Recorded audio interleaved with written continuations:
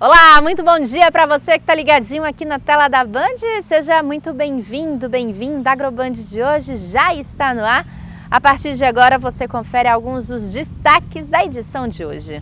Chegada da primavera tem deixado produtores rurais otimistas. É que o clima mais quente e úmido deve favorecer a produção de hortaliças. Preço do leite mais baixo, bom para quem consome, mas cria um problema para os produtores.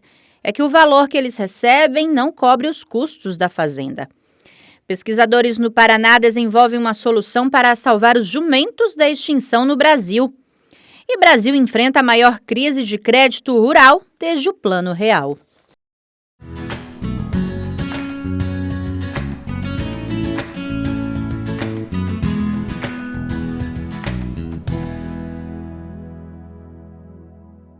E a gente abre a edição de hoje falando sobre a produção de hortaliças. Produtores estão mais otimistas com a chegada da primavera. É que esse clima favorece o cultivo. O Carlos produz hortaliças há mais de 30 anos. Entre os desafios da produção, lidar com o clima tem sido o mais difícil deles. Principalmente nessa época de estiagem, a gente trabalha com irrigação, para poder manter um pouco a umidade do ar dentro da horta e a umidade do solo. Mas agora, com a chegada da primavera, o produtor está mais otimista. O período deve ser marcado pelo aumento da frequência das chuvas, o que contribui para a recuperação da umidade do solo. Agora tem várias previsões de chuva, É época normal de começar a chover do ano. Espero aí pelo menos dentro de no máximo 10 dias para vir um pouco de chuva aí para poder ajudar a gente. O agricultor explica que chuvas fortes também podem prejudicar a produção, causando perdas. Mas que mesmo assim, o período mais úmido do ano segue sendo mais vantajoso para a plantação, pois diminui custos com a irrigação. Quando chove, aumenta bem a umidade do ar. A gente hoje fazendo 3 irrigação, dando uma chuva boa significativa, a gente passa a fazer uma só, já ajudando muito no custo da produção. A estação traz vantagens também para quem consome as hortaliças. As folhagens ficam mais bonitas e a qualidade é bem superior. A produção está boa, certo? Mesmo com o custo alto de irrigação, tendo produção, a gente está conseguindo manter um preço estável, certo? A mercadoria está de primeira dentro dos mercados para os clientes, então a gente está conseguindo manter o valor estável aí já há bastante tempo. A gente fala agora sobre a crise na produção de leite. É que o preço mais baixo é bom para o consumidor, mas não para o produtor que vem enfrentando dificuldades em manter a produção, principalmente os custos na fazenda. Nessa pequena propriedade, na região de Curitiba, 50 vacas produzem cerca de 1.200 litros de leite por dia. Só que os custos cada vez mais altos vêm tirando o sono da família de produtores. Além do custo da alimentação, também tem o custo de insumos, assim, por exemplo, medicamentos também. Tudo isso subiu, Subiu muito. Chega ao final do mês e está devendo. No interior do Paraná, a reclamação é geral e levou produtores a protestar, bloqueando a BR-153, perto de Rio Bonito do Iguaçu. É a terceira geração da minha família que veio do meu avô, veio do meu pai, está passando por mim. Será que vai chegar em mim, a bomba vai estourar, vou ter que parar? Fica a indignação. O estado é o segundo maior produtor de leite do Brasil, perdendo apenas para Minas Gerais. O valor pago aos produtores está abaixo dos R$ 2,00 por litro, enquanto o preço dos insumos está na casa dos R$ 2,40. Por isso, produtores defendem um preço mínimo nacional do leite. Com mais investimentos, a oferta cresceu neste ano, mas o consumo não acompanhou. Em todo o país, a cadeia leiteira gera renda para cerca de 4 milhões de pessoas, principalmente pequenos e médios produtores. Aqui no Paraná, segundo a Federação dos Trabalhadores na Agricultura, o preço pago ao produtor de leite caiu mais de 30% do começo do ano até agora. Outra reclamação dos produtores é a falta de regras para importação de leite em pó, principalmente da Argentina e do Uruguai. Esse leite importado, ele vem com custo mais baixo de produção. O nosso agricultor que produz leite, o leite nacional, acaba não sendo competitivo. Nós não conseguimos produzir com o custo que o leite chega importado. O Ministério da Agricultura não respondeu sobre possíveis ações para ajudar o setor. E pesquisadores do Paraná estão desenvolvendo uma solução para evitar a extinção dos jumentos no Brasil. É um animal típico do Nordeste que está ficando cada vez mais ameaçado. O jumento é alvo de uma exploração comercial bilionária por causa principalmente da pele do animal. É dela que é retirado o colágeno usado para a fabricação do egial, um produto da medicina tradicional chinesa. Por ano, o comércio do colágeno de jumento para as indústrias da China movimenta cerca de 7 bilhões de dólares, aproximadamente 38 bilhões de reais. Na Bahia, 3 abatedouros possuem licença para o abate de jumentos, que são exportados para a China. Desde 1996, mais de 1 milhão de animais foram sacrificados na região. Com isso, a população desses animais no Brasil caiu 94% nos últimos 20 anos. Uma das alternativas para salvar a espécie da extinção está sendo testada aqui nos laboratórios da Universidade Federal do Paraná. Os pesquisadores retiram amostras de DNA de um jumento. A parte genética que codifica o colágeno é então separada e colocada em uma levedura, um tipo de fungo usado para fazer cerveja.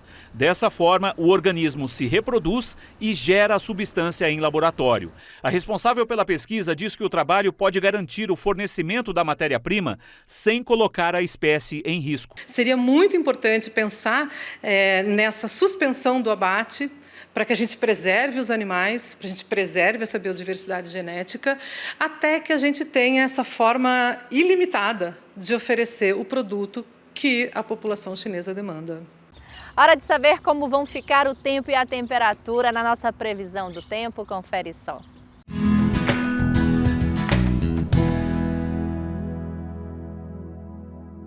O tempo deve permanecer seco com temperaturas elevadas durante a semana. Em Araçatuba, mínima de 15, máxima de 35 graus. Bauru, as temperaturas podem bater os 33 de máxima com mínima de 13.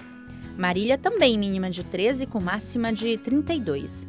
Presidente Prudente pode marcar 15 de mínima com máxima de 32 graus. E em Rio Preto, as temperaturas oscilam entre os 15 e os 35 graus. A gente faz a primeira pausa aqui no Agroband, já é o tempo de ir lá pegar um cafezinho, a gente já volta com muito mais informação para você aí de casa. A arroba do boi gordo foi cotada em Araçatuba a R$ 307, em Andradina R$ 305. A arroba da carne suína foi negociada no estado de São Paulo a R$ 172,50. O quilo do frango vivo foi cotado no atacado a R$ 7,50 e na granja R$ 6,40. O litro do leite foi cotado em São José do Rio Preto a R$ 3,00, em Avaré R$ 2,97. A saca do café foi cotada em Franca a R$ 2.285 e em Marília R$ 2.400.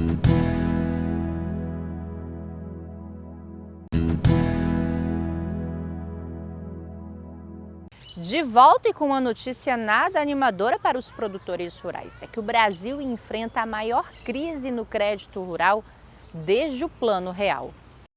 O estudo elaborado pela Federação da Agricultura do Rio Grande do Sul mostra que os recursos para financiar a safra caíram 23% no custeio e 44% nos investimentos, enquanto a inadimplência dos produtores já ultrapassa 5%, o maior índice da história. A escassez de crédito no campo já preocupa o agronegócio e pode ter reflexos diretos no abastecimento e nos preços das cidades. A Farsul defende que o agro nunca havia enfrentado tamanha diferença entre o valor anunciado no Plano Safra e o que realmente chega ao produtor. Com juros altos e linha de financiamento cada vez mais restritas, muitos agricultores estão deixando de investir em tecnologia, reduzindo o uso de insumos e até diminuindo as áreas de plantio. O resultado pode ser uma safra menor e alimentos mais caros. Outro ponto de alerta é o avanço da alienação fiduciária, como garantia de empréstimos, mecanismo que permite aos bancos tomarem propriedades em caso de inadimplência. A federação avalia ainda que o cenário deve piorar antes de melhorar, já que os efeitos da alta da Selic continuam repercutindo sobre o custo de crédito rural. E a gente volta a falar sobre o tarifaço aqui no Agroband, porque a cidade de São José do Rio Preto chegou a exportar para os Estados Unidos quase 26% de tudo que era produzido. Com o tarifaço, novas medidas precisaram ser feitas para evitar o prejuízo das empresas. O Flávio é diretor de uma grande empresa que exporta brinquedos para parques. Ele se prepara para viajar para a Flórida, nos Estados Unidos. Vai participar da maior feira do segmento e tenta buscar novas conexões. Os Estados Unidos hoje, eles são referência, porque se você vende para os Estados Unidos, significa que o seu produto tem qualidade e é bom e passa para a certificação. Então você consegue vender em outros países. Então isso é muito importante para a gente. Tanto é que a gente começou a exportação com os Estados Unidos em 2013, através dessa feira que tem todo ano, essa exposição que tem, e a gente começou a vender a todos os países através deles. Mesmo assim, Flávio diz que negocia para continuar vendendo para o mercado americano após o tarifaço. A saída que eu tenho em mente agora em novembro é abaixar um pouco o preço para o mercado americano, para que não fique tão alto para eles, apesar que o nosso preço era competitivo. Então, mesmo com o tarifaço, talvez eles ainda continuam comprando. Então, além disso, a gente vai trabalhar os outros países, que a gente vai receber pessoas do mundo inteiro nessa exposição. Então, a expectativa é que aumenta as vendas para outros países também, para não afetar a nossa empresa aqui no Brasil. O economista José Mauro lembra que após um período turbulento, agora o cenário é mais otimista. Realmente a gente viu um grande susto, né, ali em julho e agosto com relação à imposição de tarifa de 50% pelos Estados Unidos. Mas isso teve um efeito, né, assim, colateral positivo, ao meu ver, porque acordou, né, o comércio exterior brasileiro para buscar novos mercados e alternativa ao mercado dos Estados Unidos. E para mudar o cenário em Rio Preto, muitos empresários decidiram buscar novas alternativas de mercado. Até agosto de 2025, o principal parceiro comercial do Brasil era os Estados Unidos. Após o tarifaço, Chile, Paraguai e Argentina agora representam 30% das exportações só da cidade de São José do Rio Preto. O governo americano disse ao Milei, ao presidente da Argentina, que 80% dos produtos argentinos poderiam entrar no seu mercado, ou seja, no mercado americano, sem pagar imposto. Ele fechou a porta para o Brasil, mas escancarou a porta para a Argentina. Logo, a Argentina está exportando toda a sua produção de carne para os Estados Unidos, o que vai ajudar em muito a economia argentina e em geração de empregos e as divisas que vão entrar. Em contrapartida, o que justifica esse aumento de 7% no mês de setembro? Nós estamos exportando a nossa carne para os argentinos. Enquanto eles exportam para o mercado americano a produção interna deles, eles estão abastecendo o mercado interno com uma carne brasileira. Bom, e a gente fala agora sobre o plantio da soja, que segue atrasado, mas no estado do Paraná, mais da metade da produção já foi plantada. Foi como esperado, após as chuvas do final de semana passado, 2 dias de sol para enxugar o solo e máquinas no campo. Na região noroeste do Paraná, o plantio já era para estar em mais de 70%, porque foi liberado no dia 1º de setembro, mas não chega nem a 40%. A chuva demorou um pouco para chegar, isso atrasou o plantio. Por isso, o negócio é aproveitar o momento da estiagem. E após a chuva, a estiagem, o produtor aproveita para vir com tudo novamente para o campo e colocar as máquinas para fazer o plantio. Já estamos praticamente na metade do 2º mês após a liberação do plantio, da arrancada aqui na região de Maringá. É momento então de colocar a semente no campo e esperar que o clima ajude daqui para frente. Seguindo os passos do pai e da família de produtores rurais, o Vinícius se formou em agronomia e é um jovem produtor que sabe aproveitar as deixas do clima. Bom, a gente começou a plantar na semana retrasada, né? Esperando que viesse essa chuva da semana passada, né? Então a gente estava bastante na ansiedade e plantamos meio arriscado, sabe? Esperando mesmo que fosse chover. E a chuva veio até assim, demais do que esperado, até assim um pouco perigoso, vamos ver aí como vai ser a emergência da soja. E agora estamos aproveitando esse período de estiagem aí que abriu agora um pouco tempo, para a gente voltar na semeadura aí e aproveitar até e torcendo para chover de novo. Você acredita que vai dar para dar uma boa adiantada aí em tudo que vocês têm para plantar ainda na propriedade? Se tiver marcando esses dias de sol que tá marcando e a chuva que tiver vindo, que dá uma animada, a gente consegue dar uma adiantada boa.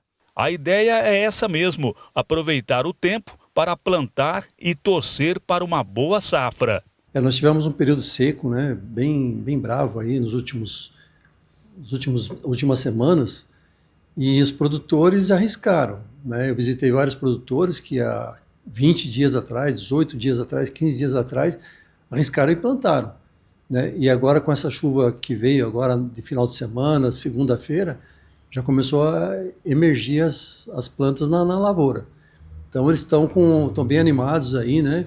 Estavam preocupados porque um período maior poderia perder também esse plantio, né? Mas estão satisfeitos por enquanto. Todo mundo plantando, né?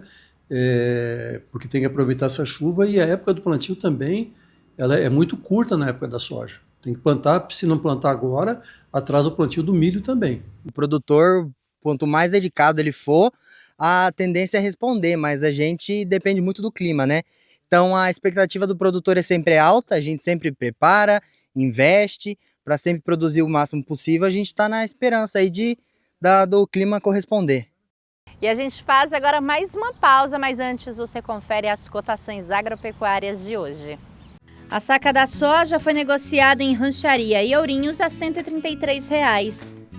A saca 60 quilos do milho seco foi negociada em Cândido Mota a R$ 54 e em Campinas a R$ 66. A saca do feijão carioca foi cotada em Tapetininga e Barretos a R$ 300. A tonelada da cana-de-açúcar fechou no campo a R$ 130,22 e na esteira a R$ 145,46.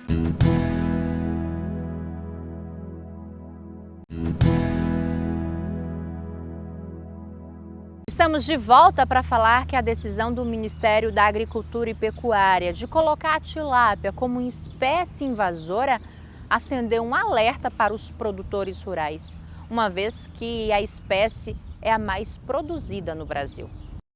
O Seu Divino cultiva a tilápia há mais de 30 anos, em 2 tanques privados que saem cerca de 6.000 delas por mês para os clientes. No caso dele, o peixe é cultivado de forma controlada. Mas a preocupação de alguns especialistas é que em áreas abertas a tilápia pode competir com espécies nativas e alterar o equilíbrio dos ecossistemas. Por isso, na última semana, o Ministério do Meio Ambiente apresentou uma proposta para incluir a tilápia na lista nacional de espécies exóticas invasoras. A tilápia é hoje o peixe mais produzido e consumido no país. Segundo a Peixe BR, ela representa mais de 60% da piscicultura nacional. É o motor da atividade no Brasil. E é por isso que muitos piscicultores estão com receio dessa classificação, de perder o apoio e políticas públicas voltadas para esse setor. Eu acho que é um pouco precoce, porque você precisa de tempo para fazer uma pesquisa, para ver o resultado de um produto. Para o presidente da Associação Brasileira da Piscicultura, o ato normativo do Ministério abre brecha para acabar com o cultivo da espécie no país. A primeira ação é erradicação. É isso mesmo que vocês estão escutando. A doutora Rita apresentou que, se aprovado na reunião do CONABIL no dia 8 de novembro, faremos a erradicação de toda a tilápia que tem no Brasil, de todas as espécies nativas fora da bacia e de todos os híbridos do Brasil. A cadeia produtiva da piscicultura tem investido na cadeia mais de 100 bilhões, muitos deles em financiamento a médio e longo prazo. O que essas pessoas vão fazer? O que esses 260 mil propriedades rurais que criam peixe vão fazer? Então, assim, é de uma irresponsabilidade e outras coisas. Todos os trabalhos científicos que subsidiaram o Ministério do Meio Ambiente são trabalhos científicos que necessitam de comprovação. E na visão do presidente da Frente Parlamentar da Agropecuária, o deputado Pedro Lupion, a decisão foi uma piada de mau gosto. O CONABIO, Conselho Nacional de Biodiversidade, apresentou uma consulta pública colocando várias espécies da fauna e da flora como invasoras e exóticas. Não é só a tilápia é um problema sério, porque é uma área importante da nossa economia, que tem muita produção. Aliás, 80% do peixe produzido para consumo no Brasil é tilápia, então é um problema sério. Nós temos que deixar isso muito claro, que não há a mínima possibilidade disso ser levado a sério, né? A gente precisa deixar claro que é um impacto direto na economia do Brasil, de produtos que estão amplamente difundidos no país, todos os tipos de braquiária, por exemplo, de pasto, né? Então a gente precisa vencer essa piada de mau gosto aí. Em resposta, o Ministério do Meio Ambiente informou que o IBAMA autoriza o cultivo da tilápia, que tem grande importância econômica no país. Segundo a pasta, não há qualquer proposta de proibição ou suspensão da atividade. A classificação como espécie invasora tem caráter técnico e preventivo e serve para orientar políticas de controle e preservação. Esse especialista conta que já é o que acontece no Paraná. Mesmo classificada como espécie invasora, a tilápia é cultivada, mas os piscicultores precisam seguir uma série de regras. Todo um controle da criação, da água. Então, toda a legislação vigente tem que estar controlada e certa na propriedade para a tilápia ser criada. As classificadas na categoria 1 são espécies aí que não devem ser criadas, né, e nem com fim comercial. Então há essa diferenciação aí bastante clara e que faz toda a diferença aí para o setor produtivo e para a criação do animal. A federação está mandando um ofício para o Ministério do Meio Ambiente para a gente entender realmente o que se quer, né, com essa proposta. E por hoje é só. Muito obrigada pelo carinho da sua audiência e da sua companhia. Um ótimo dia, uma boa produção. A gente se vê no nosso próximo encontro. Tchau!